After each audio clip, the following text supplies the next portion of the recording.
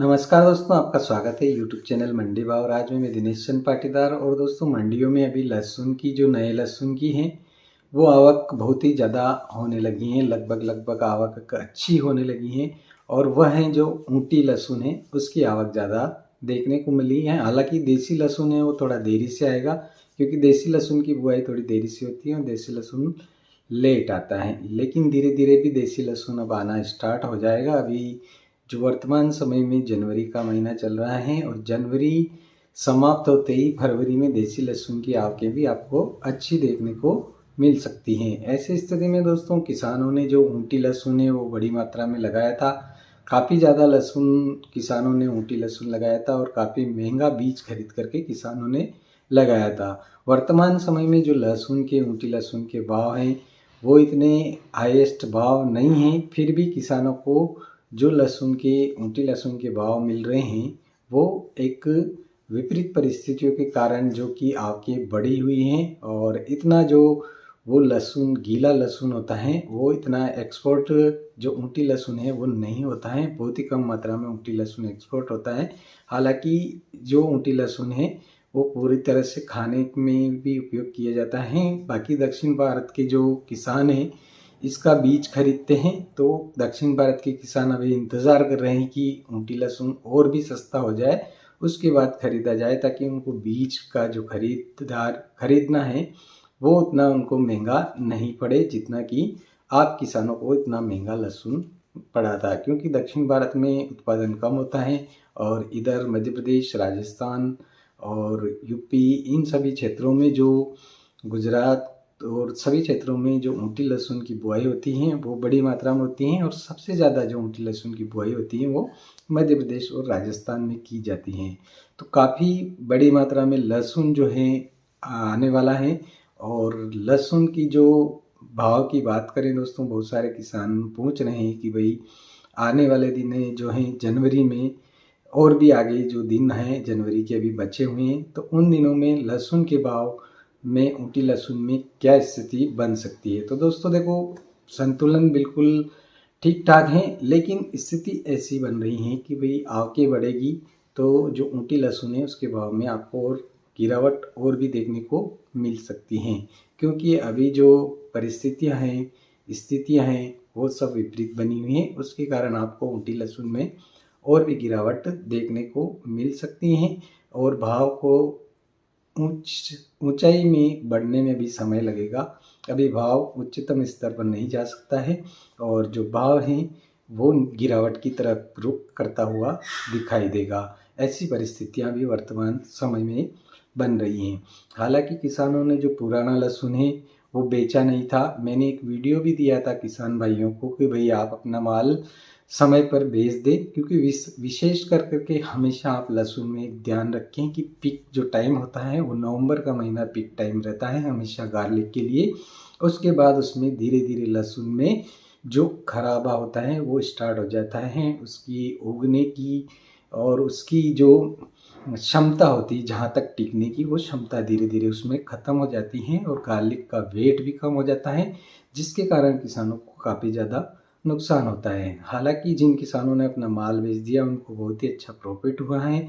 और जिन किसानों ने ज़्यादा प्राइस, हाईएस्ट प्राइस जो 60-65 हज़ार की सोच करके बैठे थे, तो इतना ऊंचा प्राइस दोस्तों कभी जाने नहीं दिया जाता है, क्योंकि इसके लिए कभी न कोई सरकार ज़रूर एक्शन ले लेती है। तो आप बिल्कुल ध्यान रखें कि भाई हाईएस्ट प्राइस जाने वाला हो उससे पहले अपना माल निकालने की पूरी कोशिश करें। क्योंकि जब जब तीव्र गति से यूँ समझ लो कि आप लहसुन बढ़ रहा है, तो उस समय आप लहसुन जैसे जैसे बढ़ता जाता है उस स्थिति में अपना लहसुन निकालने की कोशिश करें। और हालांकि पूरे वर्ष भर किसानों ने अच्छा संतुलन बनाए रखा, लेकिन बीच में एक थोड़ा सा संतुलन किसानों ने तोड़ दिया था, आवकें कम कर दी थी और अपना माल रोक लिया था। उसकी वजह से ये आज की जो परिस्थितियां हैं उसी स्थिति की वजह से बनी हुई हैं दोस्तों। तो आज भी लहसुन का भाव फिर भी अच्छा क्वालिटी का लहसुन है तो ठीक ठाक बिक रहा है, क्योंकि सबसे बेस्ट क्वालिटी होती है दोस्तों वही एक्सपोर्ट की जाती है। जो लोएस्ट क्वालिटियाँ हैं या ख़राब हो चुके माल हैं उन मालों को सभी को पेस्ट बनाने के लिए उपयोग किया जाता है। हालांकि जो मसाला उद्योग हैं उनका काफ़ी अच्छा इस वर्ष पूरा निर्यात में बहुत अच्छा सहयोग रहा है। काफ़ी ज़्यादा निर्यात हुआ है, भारत का लहसुन काफ़ी ज़्यादा निर्यात हुआ है। इसके साथ ही भारत के लहसुन को एक प्रसिद्धि भी मिली है विदेशों में। काफ़ी अच्छी प्रसिद्धि के कारण भारतीय लहसुन विदेशों में लगातार जा रहा है। अभी भी एक्सपोर्ट हो रहा है, ऐसी कोई स्थिति नहीं कि भारत का लहसुन एक्सपोर्ट नहीं हो रहा है। एक्सपोर्ट के साथ दोस्तों इम्पोर्ट भी होता जा रहा है साथ साथ में, क्योंकि अफ़गानिस्तान का माल रुक नहीं रहा है। अफ़गानिस्तान से काफ़ी बड़ी मात्रा में इस वर्ष जो लहसुन है भारत में प्रवेश किया है।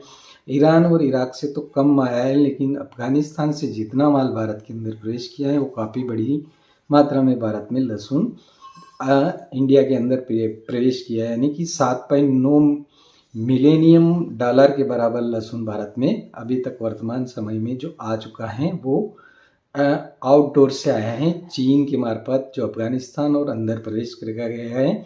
ये तो 1 नंबर का आंकड़ा है। बाकी 2 नंबर में जो ब्लैकमेलिंग के मार्फत से जो भारत में लहसुन प्रवेश किया है वो काफ़ी बड़ी मात्रा में लहसुन प्रवेश किया है, जिसके कारण किसानों को काफ़ी नुकसान झेलना पड़ा है। तो इसके लिए कि दोस्तों किसान भाइयों को जितना भी नुकसान झेलना पड़ा है उसके लिए किसानों को एक लहसुन उत्पादक संगठन बनाना होगा। जिस प्रकार से मैं आपको एक सजेशन देता हूं कि महाराष्ट्र में कांदा उत्पादन संगठन है और वहाँ के जो भरत जी दिगोले हैं वो कांदा उत्पादन संगठन के अध्यक्ष हैं। तो उसी प्रकार से जहाँ पर लहसुन ज़्यादा उत्पादन होता है, सबसे ज़्यादा मध्य प्रदेश के किसानों को इसमें फ़ायदा है। राजस्थान, गुजरात और यूपी, इन राज्यों में सबसे ज़्यादा लहसुन उत्पादन होता है। तो इसके लिए सबसे पहले मध्य प्रदेश के जो किसान हैं उनको आगे आना होगा। राजस्थान के किसान और गुजरात और यूपी के किसानों को, इन सब को मिल कर करके एक अपना बहुत ही मजबूत संगठन बनाना होगा, जो कि लहसुन के ऊपर पूरा अपना रिपोर्ट रखें, ध्यान रखें और सरकार को ध्यान आकर्षण के लिए समय समय पर ज्ञापन देते रहें। तो ऐसी स्थिति जब बनेगी कि जब आपका लहसुन उत्पादन संगठन होना चाहिए।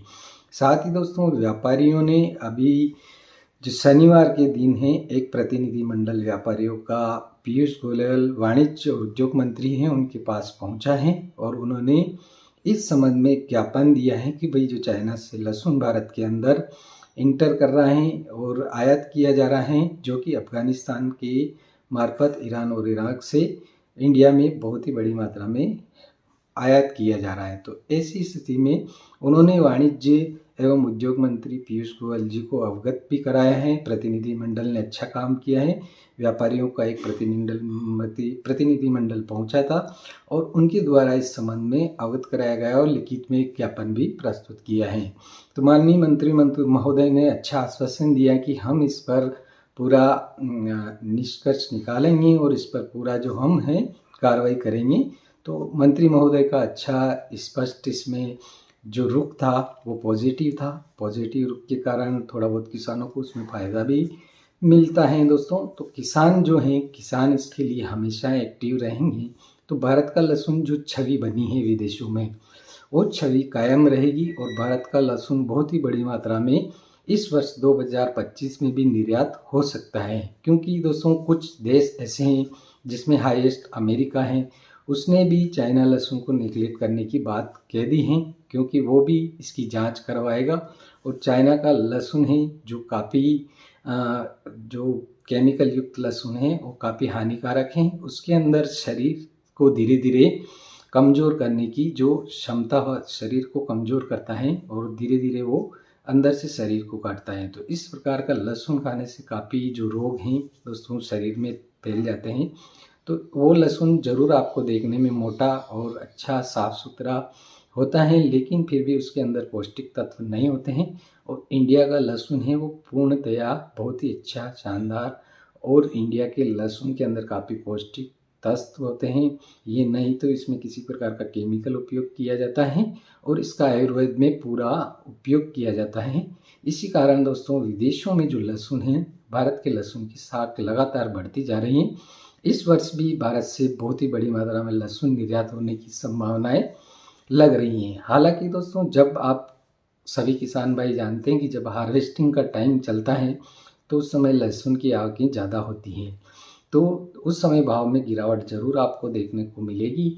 लेकिन जब आने वाला समय है दोस्तों विशेष करके फरवरी, मार्च, अप्रैल और मई ये पीक टाइम होता है जब लहसुन की आवकें बहुत ही बड़ी मात्रा में मंडियों की तरफ रुख करती हैं और काफ़ी ज़्यादा बड़ी मात्रा में लहसुन आना स्टार्ट हो जाता है। तो ऐसी स्थिति में दोस्तों ऊटी लहसुन के भाव में आपको और गिरावट अभी देखने को मिलेगी और जो देसी लहसुन है उसमें भी लगातार आपको गिरावट देखने को मिलेगी, क्योंकि अभी इतनी जो खपत है वो नहीं देखने को मिल रही है। हालांकि विदेशों की मांग है, लेकिन आपके पास जो बेस्ट क्वालिटी का माल था उसको आपने काफ़ी घटिया बना दिया है, वो सूख चुका है, उसके अंदर वेट कम हो चुका है और उसमें उगने की जो प्रक्रिया है वो शुरू हो चुकी है। अगर वो बेस्ट माल है, सुपर माल है, तो वो निर्यात हो रहा है, वो भी अभी भी मंडियों में 25 से लगा करके 27-28 हज़ार तक बढ़िया माल बिक रहे हैं।